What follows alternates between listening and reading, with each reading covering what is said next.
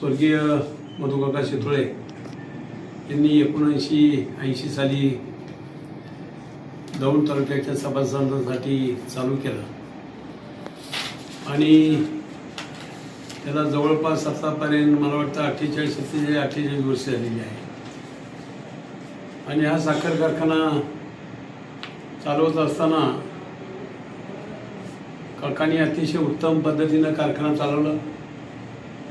नंतर मी स्वतः 10 वर्षे 2001 सालापर्यंत हा कारखाना चालवलेला आहे आणि या कारखान्याची परिस्थिती 2001 सालापर्यंत अतिशय चांगली होती. परंतु स्वर्गीय सुभाषांना पूल आकस्मिक गेल्यामुळं आज त्यांचे चिरंजीव म्हणून त्यांना चेअरमन पदावर त्या ठिकाणी मी बसवण्याचा प्रयत्न केला. ते बसले.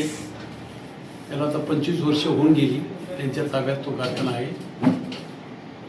आणि म्हणून कारखान्याची अवस्था ही प्रत्येक माणसाला माहीत झालेली आहे. आणि मी गेली 51 वर्ष राजकारणात काम करतोय. 41 वर्षी जिल्हा बँक चालवतोय आणि 10 वर्षाच्या कारकिर्दीमध्ये भीमा पाटस कारखाना अतिशय उत्तम चाललेला होता. कुठंही केसा इतकी तक्रार कोणाचीच नव्हती. परंतु त्यांच्या ताब्यात गेल्यानंतर आज 25 वर्षामध्ये त्या कारखान्याची काय अवस्था झालेली आहे हे तुम्ही सुद्धा बारकाईने जर अभ्यास केला तर फार मोठे घोटाळे त्याच्यामध्ये पाहायला मिळत आहेत. देवेंद्र फडणवीस साहेब हे 2017 साली मुळी टाकायला आले. त्यांनी मुळीचा कार्यक्रम केला. त्यावेळेस भीमा पाटस कारखाना चांगला चालावा म्हणूनसाठी त्यांनी 36 कोटी रुपये जाहीर केले तिथंच. आणि 36 कोटी रुपये जाहीर करून 1-1.5 महिन्यामध्ये ते पैसे खात्यावर जमा झाले भीमा पाटस कारखान्याचे.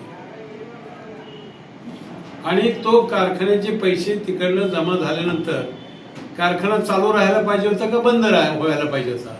कारखाना बंद झाला. 2-3 सीझन ते कारखाना चालू झालाच नाही. आणि मग ते 36 कोटी रुपये गेले कुठं वापरले, त्यासाठी तुम्हाला दिले, हाही प्रश्न निर्माण होतो ना. परंतु त्याचं काहीच उत्तर त्यांच्याकडनं मिळालेलं नाही. आणि मग त्यांनी निराणी कुठला ते काय कर्नाटक ना, कर्नाटकचा निराणी गाठला आणि त्या निराणीला 25 वर्षाचा करार करून तो चालवायला दिला.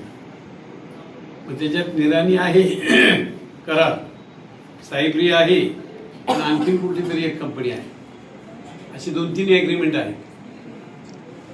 आणि आज तुम्हाला सांगतो त्यांनी सुद्धा चालवायला घेतला.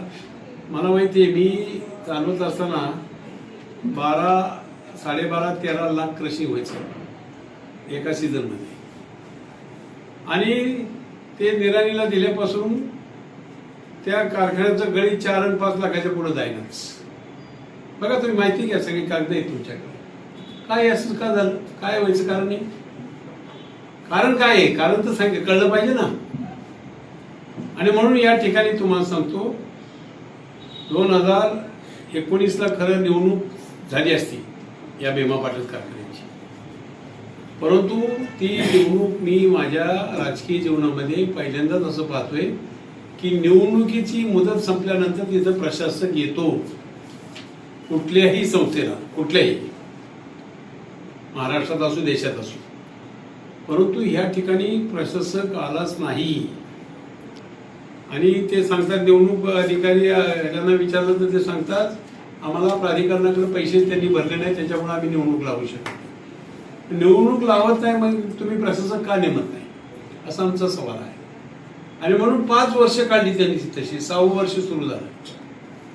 मग आम्ही वसंतराव साळुंखे असतील हे कोर्टात गेले आणि कोर्टाने ज्यावेळेस सगळी परिस्थिती पाहिली त्यावेळेस तात्काळ निर्णय केला. म्हणजे अगोदर तर तुमच्या त्या RGD कोणत्या निलिमा गायकवाड त्यांनीच अगोदर लगेच निर्णय करून टाकला अर्ज केल्या की बाबा ही मुदत संपून गेलेली आहे, इथं प्रशासक नेमणं गरजेचं आहे. म्हणून वसंतराव साळुंखे असतील, शितोळे असतील, संबंधात त्या टाकून हे 2-3 जण नेमली. नंतर त्यांना ते जरा खटकलं मग त्यांनी जाऊन तिथनं शासनाकडनं ते बदल केले आणि सरकारी अधिकारी तिथे नेमण्याचा प्रयत्न केला, जगताप म्हणून DDR. तर ते जगताप DDR काय ते चार्ज घ्यायला तयार होते आणि मग परत त्याला आणखीन परत काहीतरी काळबेरं करून ते लांबवण्याचा प्रयत्न केला. हे आता वसंतरावने सांगितलं की मंत्रिमंडळात लिक्विडेशनमध्ये काढण्याचा प्रयत्न केला. तो प्रयत्न करण्याचा प्रयत्न करून 1-2 दिवस तारीख समजा लांबली.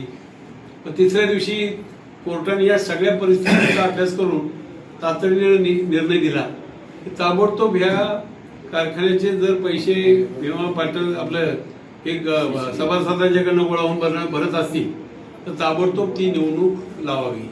आणि म्हणून मग आपल्या लोकांना विचारलं कोर्टाने किंवा तुम्ही पैसे भरायला तयार करते, म्हणजे आम्ही पैसे भरायला तयार आहोत. पैसे भरण्याची तयारी दाखवली आणि ते सांगितल्याबरोबर कोर्टाने आदेश करून टाकले की ताबडतोब निवडणूक सुरू करा. आणि म्हणून पैसे भरण्याची आता सगळी लिस्ट वगैरे सगळी त्यांच्याकडे दाखवलेली आहे. आणि म्हणून 1-2-3 दिवसामध्ये हा सगळा प्रोग्राम आता बुधवारपासून सुरू होईल. आणि म्हणून इथून पुढं शेतकरी वर्गाने की बाबा हे साखर कारखान्यात काय काय गौडमंगल आहे, नेमकं गौडमंगल काय काय आहे ते जरा आपल्या सगळ्यांना कळलं पाहिजे. सगळ्यांनाच म्हणजे कसं आहे, तुम्ही आम्ही सगळे मालक आहोत त्या कारखान्याचे आणि चालक असतात. ते चालकांनी नेमकं काय केलंय ते कळण्यासाठी म्हणजे भविष्यात ह्या सगळ्या गोष्टी उघडकीस आल्याशिवाय राहणार नाहीत. आणि त्या येण्यासाठी आम्ही खऱ्या अर्थानं हा प्रयत्न करतोय. आणि कारखाना हा सभासदांचा कसा राहील, तो सभासदांच्या मालकीचा कसा राहील, हे एक प्रयत्न करण्याचं काम आम्ही सगळे सुतोळे आहेत, काकांचे चिरंजीव आहेत, त्यांच्या नेतृत्वाखाली आम्ही हा कारखाना कसा चालवता येईल ते बघणार आहोत.